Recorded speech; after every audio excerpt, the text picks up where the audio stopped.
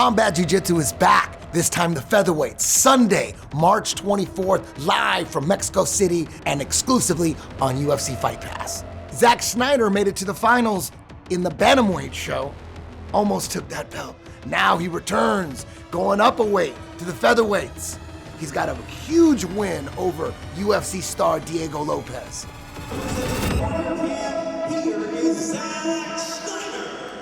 This will be my fourth appearance on Combat Jiu-Jitsu Worlds. Each of my first two rounds, I won my first round and lost my second. I beat Duck Jitsu and then lost to the eventual champion, Elias Anderson. Second time around, I had Diego Lopez, who's now crushing it in the UFC. And I was able to score an arm drag straight to a rear naked choke about a minute into that match, followed by getting heel hooked by Jordan Hawley in the second round. Before my third time at Combat Jiu-Jitsu Worlds, I went from getting knocked out in the quarterfinals to making it all the way to the finals with some dominant performances. But I did end up coming short against Dorian Olivares. I'm feeling good. I'm feeling big. I feel like every time I walk into the gym, people are telling me it's the biggest they've ever seen me, and I feel that way as well. I don't have any injuries coming into this. Not banged up. I leave training feeling tired, but feeling good about it every single day. Focus on being good at jiu-jitsu and my mindset and my game plan and my tactics, and go out there ready to scrap. I want combat jiu-jitsu to be my route to being a world champion. I think I love jiu-jitsu so much, and I think combat jiu-jitsu really adds a lot to jiu-jitsu that jiu-jitsu might be missing. You know, really the knock a lot of times is that some of these positions are unrealistic because there's no striking, and you can obviously take advantage of that, especially from certain bottom positions. So adding in the fact that you can strike a little bit, I really feel like makes this as complete of a grappling rule set as you could get. So winning a world title in combat jiu-jitsu, to me, is as good as winning in any other format with the added in intensity of, hey, you had people swinging at your face, you swung at some other people's, it was exciting for the fans. Went down to Mexico City for this one, so it would mean everything. It would be a big deal for me to come home with this one. Whenever I go out and compete, I want to put on a show and show everyone around that, hey, this is something worth doing, it's something worth watching, it's something to be excited about. It's something that deserves to have its own super fights and paid matches and professional avenues. So only thing I can control is going out and trying to have like really fun matches, things that people want to see, things that get people excited, things that, you know, I want you to be able to watch one of my jiu-jitsu matches or a combat jiu-jitsu match and be just as engaged and have just as many jump out of the chair moments as watching like a kickboxing or an MMA. And I don't think most people expect that when they see jiu-jitsu, but I want them to expect that when they see me grapple. You can expect people throwing hands, you can expect people fighting hard for a lot of money and a big shiny belt, and you can expect people making some pops. Those crowds in Mexico are pretty fun. They have a big fight culture down there, so even they go in there not knowing you, but man, by the end of that bracket, they've been watching you for several matches, rooting for you. That last time when I made finals, having a bunch of people come up to me and give me pats on the back and want to take pictures and everything, it's a little reminder of, you know, hey, we're entertainers out there and also like trying to be some warriors, trying to put on a hard face. So you only get so many chances at this. Combat jiu-jitsu for me, I'm competing at 35, 45, and that means it comes up maybe once a year, once every 6 months, somewhere in that zone. So I only get so many cracks at this. So when I do get a crack at it, you know, I want to bite down to my mouthpiece and go make people remember.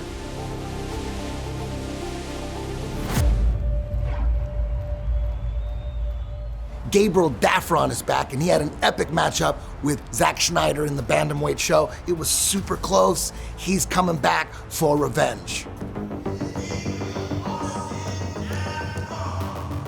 My name's Gabriel Austin Dafron. I am representing Definitive Jiu-Jitsu. I think when it first started, I was a little bit more nervous with the palm strikes on just like, oh my God, like could die out here. Where I see it now is like the palm strikes really incentivize movement You watch EBI, you watch the combat jiu-jitsu, I feel like it really tailors towards movement and scrambles where you can't be complacent. With the strikes, you can't do that. You got to keep it moving. It's a little bit harder to play guards without connection for sure. You got to be able to wrestle for a minute. You got to be competent from those get down positions. And you got to understand how to play your guards and manage distance. If guys are coming down with the palm strikes, in those scenarios, you got to respect that. A straight ankle lock. Ooh, counter. Bit of anything you can do, I can do better as Schneider and Dafron trying to wrap up the victory here with the leg attack. Schneider really aggressive with that leg attack. Dafron is game though. You have those straight line palm strikes that are, I feel like are fairly unique to the sport. Combat jiu-jitsu, it's a more combative jiu-jitsu. That's as simple as that. It's jiu-jitsu with strikes. It's a simpler form of jiu-jitsu, and it's less complicated for the viewers who don't know what jiu-jitsu is, because there's a pretty clear indicator during the match of who is winning, with their jiu-jitsu or getting slapped. It's a little bit easier to tell, hey, this person's winning because this other person's taking damage or they're being controlled. Dafron looked him straight in the eye and smacked his own chest and hit me. And he delivered for him. Ladies and gentlemen, we got a fight on our hands. It's always a fight. You always gotta go out there. You gotta fight your grips. You gotta fight with your palms. You gotta go out there and scrap. 50-50 senkaku, honey hole, whatever the fuck. Oh, guy gets cracked in the face. Ah! It's simpler. It's like, hey, the person who knows no jiu-jitsu understood that person just got cracked in the face. You gotta have that dog. You gotta get hit in the face, and you gotta be like, all right, that shit's happening. Kind of goes back to the old school, Gracie Jiu-Jitsu back in the day. Gets a little bit more back to that. Win, lose, or draw. I give my 100% out there. I don't have boring matches. It's as simple as that. I'm going for it. Top dog, underdog, whatever it is. Ooh, he gets in deep. That is not great for Benetti. That is a deep, deep entry. He's working on. Oh, there it is, and it's done. Gabriel Dafron. I'm gonna feel what it feels like to be up in that elevation. I'm excited for this event. It's gonna be epic because I set out to be an EBI champion when I started jiu-jitsu. It is my destiny to get this fucking combat jiu-jitsu title, and I will not give up until I get it. So, best guys in the world, hey, they do 35, they do 45, they step up weight classes, they do it all. I came from the 125 division. Okay, big leagues, we're going 35, we're going 45, whatever it is, you got to be in the mix. You got to go out for the trials. You got to go out for these big events that have the best competitors. You got to go step up to the bullies. You got to go step up to the top dogs in the division. You got to go scrap. You got to go compete. And that's how you get better, is you go against really good competition and you don't give up. Well, they call him the Duck, Gabriel Dafron, getting it done. CJJ veteran Ray DeLeon, who actually did the very first Combat Jiu-Jitsu World, is back and better than ever. Eddie was pretty much making CJJ. It was the first one. So leading into it, I was like, oh shit. So just leading up to it, I was a little nervous. And then just even waiting before the match goes up, seeing the other guys compete, I'm like, fuck, it's my turn. Combat Jiu-Jitsu Worlds, #1 underway. Once I went inside, everything just felt like normal. Once you get that first slap in the face, it's like a wake-up call, and it's like, all right, we're just doing it now. Nothing beats the first one. So whenever Eddie says anything, I'm just one of those guys that'll be just like, down, tell me when, what time, what weight, I'm there. CJJ is an amazing opportunity, right? Regardless of the result, what happens, just be going in there, doing something that's new, and it's just blowing up. So just imagine a few years from now, you could be like, yo, I was there, I did it when it started. You're testing yourself against other great athletes. With strikes involved, if you can't say you're down, I don't even know, man.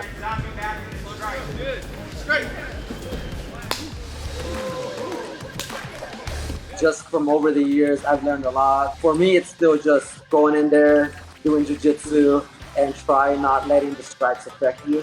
right? It's gonna change the game for sure. Just focusing on that right now, just strictly CJJ. It's amazing to see where it's at right now. Having a class for CJJ really changes a lot. It also helps you out in probably say regular jiu-jitsu class for that. Just feeling the competition makes you a little nervous. Now try upping that by doing a CJJ match. Once you get down from that high, doing regular jiu-jitsu at a competition, like, all right, I'm not getting hit. What's the worst thing that could happen? So like, it's pretty amazing. You're able to get knocked out in close guard, half guard, ashi, whatever position, you could get knocked out right now. As the event grows, more guys are developing strategies.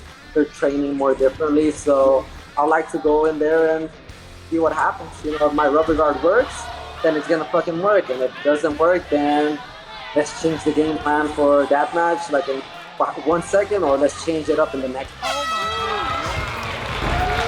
Fuck wrestling, fuck waiting for that get down rule. I'm gonna pull guard, and then if I get slapped, so be it. I'm just gonna go in there and just give it a reaction. If I get slapped twice, 3 times, 4 times, just in order for me to attack, so be it. I'm just ready to go in there and just let's do this.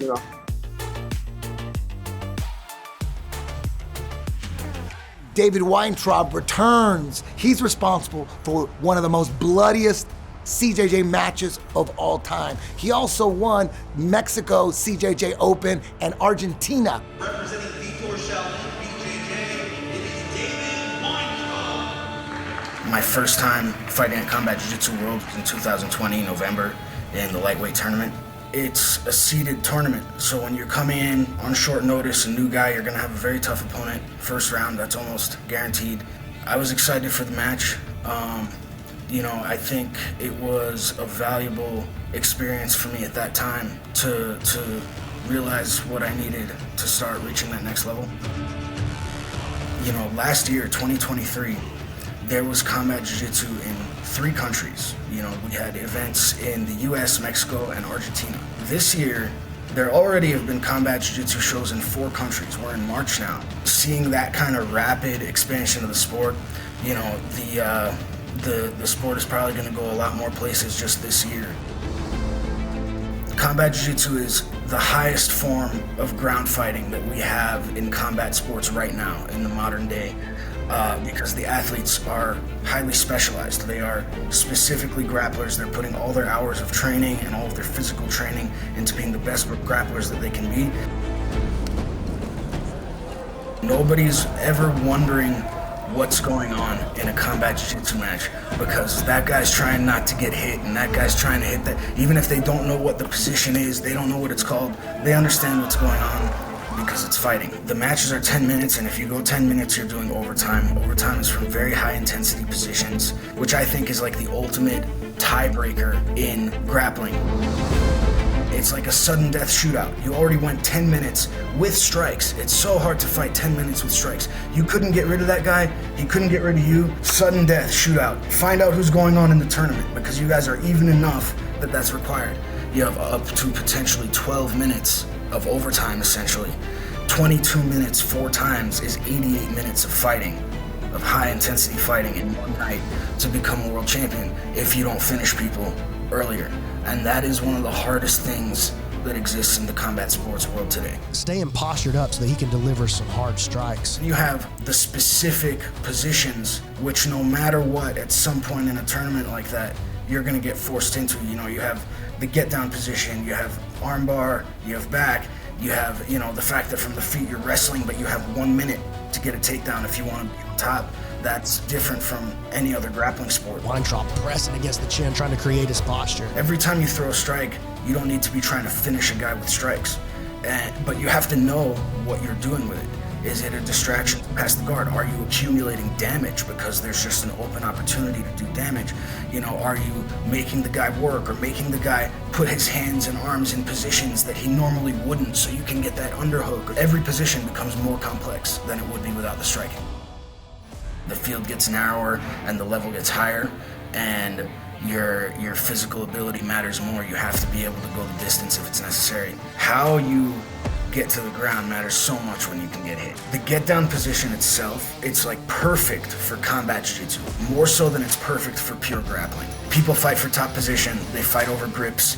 Even people who would choose not to approach a fight that way in pure grappling, they do it in combat jiu-jitsu because it matters in real ground fighting.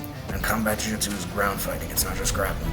Oh, he's opened him up. Combat jiu-jitsu is a really vital part of the future and what will ultimately be the history of jiu-jitsu and of grappling. I feel I've made a big jump in my ability since last July. I've accomplished some things in grappling since last July that I hadn't previously, and I'm ready to really go out there and make a statement. Winner of 10 PQ, David Garcia, enters the big show. Now, I knew this guy was gonna be a problem when he was a blue belt. He did a 10 PQ a couple years ago, and I was like, damn. And now he's back, and he's in a black belt and ready to kill. David Garcia, black belt, representing 10th Planet Lombard. I've never done combat jiu-jitsu. I've done MMA, but I definitely want the exposure. I feel like even just getting in on the bracket will be good for me. Just get out there. It'd be a fun experience to be able to go out to Mexico as well. I had done qualifiers a few times. I remember the first time I did it, I lost in the semis, and then I had done it again, and I lost in the finals. And so it was like, it's something that I really wanted to get. I was like, I want to win that tournament. Yeah, I feel like this is a good rule set for me. And with the strikes, I feel like it'll work perfect. I feel like I wouldn't even look as far as like getting into it. Yeah, I just wanted to win it. And I guess third time was the charm. And now I'm excited to get in. I had some tough matches at this last one. 1 in overtime and 2 in regulation, but they were like really tough dudes. I want to be one of the guys to represent at that weight class, knowing that being the representative for 10th Planet at a certain weight, this is awesome. Just being able to win that tournament. Top style wrestling, fast paced, and it's been a while since I've done some striking, and so I'm excited to show that off once I'm out there, putting the pace on everybody and every single person I get. I feel like it's very important because I think some people will focus on just strikes, like maybe an MMA fighter jumping in and he's like, I'm just gonna strike these guys, but you gotta have that perfect balance, that in between of like MMA and jiu-jitsu, because it's not MMA, but it's also not jiu-jitsu, it's something in between. Just been working a different style, I guess more like MMA based, while at the same time keeping that jiu-jitsu style, like working on positions that I might be in, positions where I know I can strike and not get like hit. Just trying to stay safe and just hard rounds all the time, just get ready for that cardio.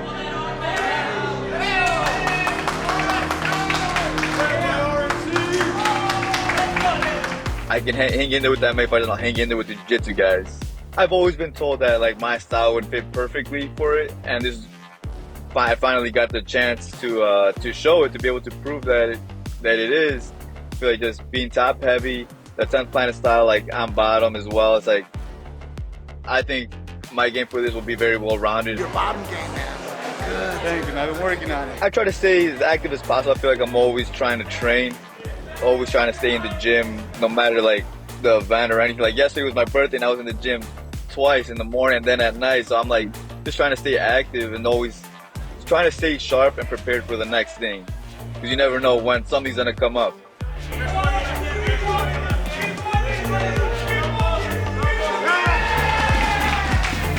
So much build up to it now since like qualifiers, and I'm just ready to get in there, and so much preparation that has gone into it, ready to just show it, ready to show how ready I am. RNC, David Garcia.